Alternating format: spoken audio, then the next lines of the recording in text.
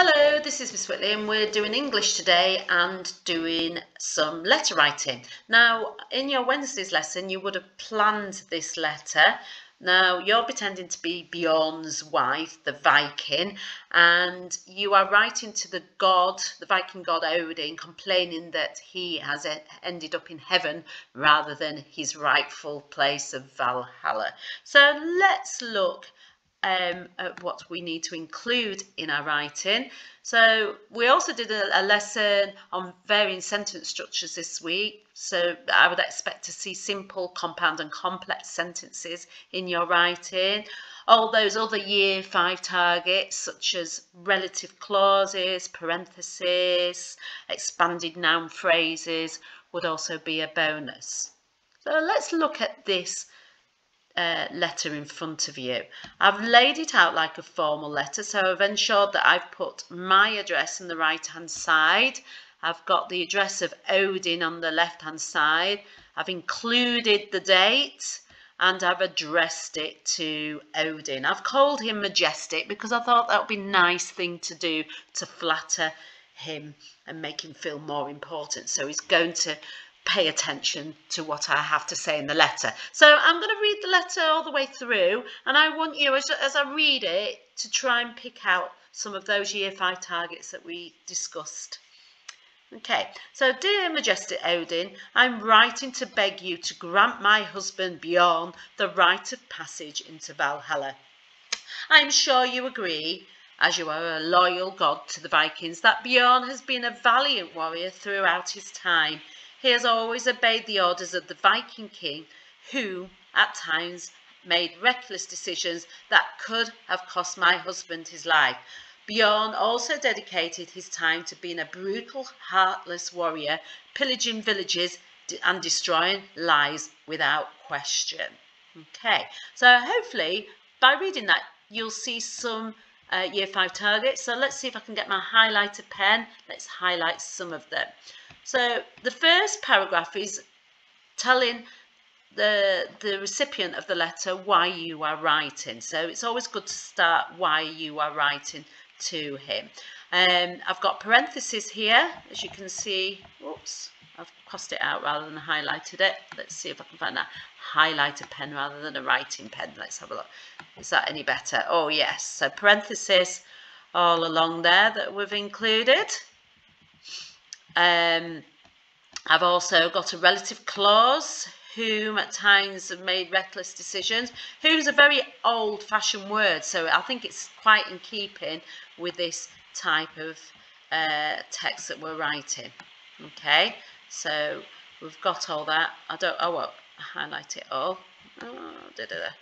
Yeah, and we've also got an expanded noun phrase, a brutal, heartless warrior, I've called him. And that's quite a compliment for a Viking, to be brutal and heartless. So I've got quite a few year 5 targets in that paragraph. So that paragraph included why we're writing. Moving on to the second paragraph, it's explaining further to Bjorn exactly what happened to Bjorn to make him end up in heaven. So I've put, trying his very best to die in honourable battle, Bjorn was blessed with bad luck. So, firstly, he came face to face with a threatening ninja warrior who tried to show off his sword skills. Instead of Bjorn being sliced by this sword-wielding enemy, I didn't want to say ninja again, the soldier in his performance sliced through the trees and to his peril was crushed to death. The second situation was when Bjorn was faced with an evil tyrant running at speed towards him.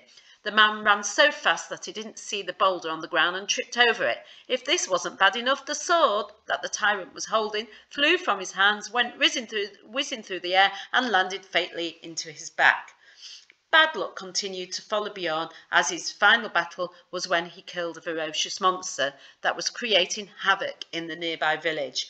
Bjorn stabbed the monster, causing it to die a slow, painful death. However, it took a swipe at him, killing him also. So, lots of expanded noun phrases. What have I got? An evil tyrant. I've also got fronted adverbials, firstly. I've got parentheses there. I've also got a relative clause. Where did I put the relative clause?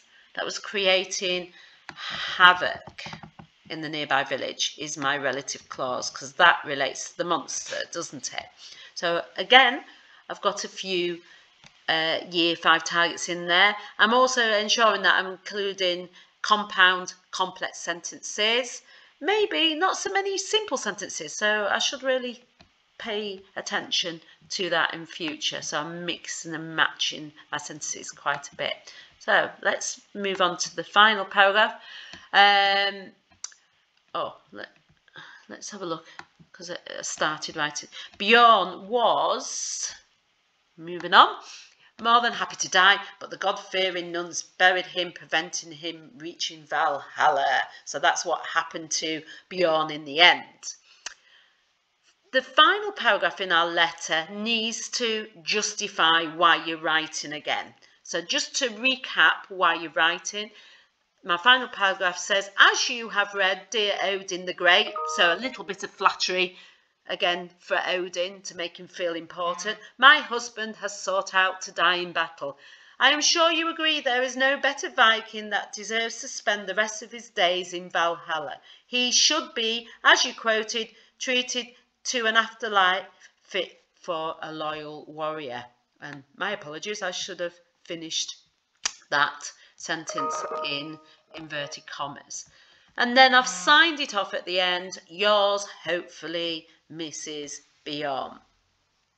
Okay, so that is quite a full-on letter. Lots of targets in there, year 5 targets. I'm hoping that after your planning yesterday, you are referring to that and you will create your own marvellous letter that has got all of those targets in. Really looking forward to reading it. Try your very best. Thank you. Bye.